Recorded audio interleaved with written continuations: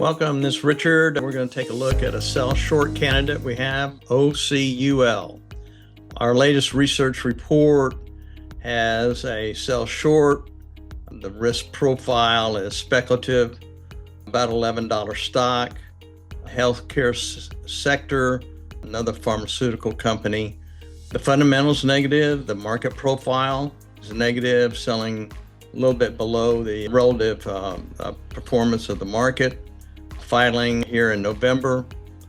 And we're taking a look at the free cash quarter over quarter down 67, the cash flow from operations down 61. Now, this company is selling at 5 times invested capital multiple, and that has an owner's earnings of minus 120. Now, this owner's earnings is basically a cash return on invested capital minus the cost of capital. It's a pretty reliable number coming out of the cash flow statement. They can't even muster up any net income. And as when we look at it, companies in the best value sector sell short, best growth in the sector all sell short. And our shareholder value chart shows a return on equity negative, again, owner's earnings negative. When we look at the chart for net income and cash flow from operations and free cash, they're bad and getting worse. So same thing when we look at CapEx, accruals, and free cash. Free cash doesn't get any worse than this. And these accruals, normally I like to look up what the dilution to shareholder earnings.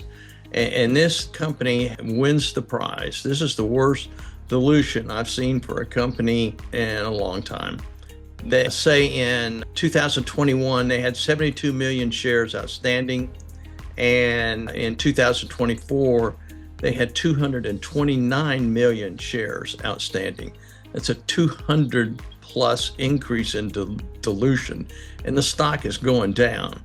You know, there's always stock selection risk, and there's also overall market systematic risk. So if the market breaks here, this company is starting to look like a zombie company. And here again, you can see a 5-year relationship. Earnings and even the cash flow from operations, all they're showing is paper non-accruals. Even when I look at sales to invested capital, I give them $1 and they make 2 cents in sales. Now, it's kind of hard to make a return on your investment when you have a kind of a sales to invested capital ratio looking like that. So, and again, this is just free cash. They don't pay a dividend. But here in this industry, we have 79 recommendations. And if you go down this risk profile, this conservative column is if the company is making a positive return to its shareholder, bring in value added to the shareholder. And there's 20, let's see how many, there's 23 companies in this industry that are making a positive return for their shareholder. Now that is an economic value added calculation there.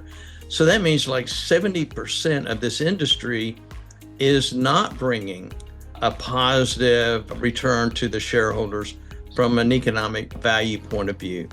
So this is a very, very tricky industry because every one of these companies, I would bet, has a great story. So this is what we're trying to do when we try to put the industry statistics together, and is where does everybody land relative to one another in the industry? They're all out trying to get the same consumer.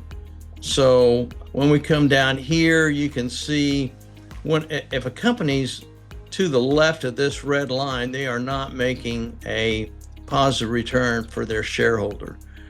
So companies way out here, and this OC, it has 5 times invested capital multiple here. It's just off the charts. They have a long way to go just to get over here to make it the companies on the right side of this red line we consider investments. They're making a positive return. Some are better than others. Some are a little more risk than others. But these companies over here are just out and out speculation, someday hoping to make a return for there. So our philosophy is always to buy these companies that are making a positive return for the shareholder. There's a lot of ideas where you can sell short against your long positions. The way we set our industry charts, you can buy the top 2 or 3 in the industry, and you can sell short the bottom 2 or 3. Work the spread, and it's a good way to mitigate the overall risk exposure in an industry.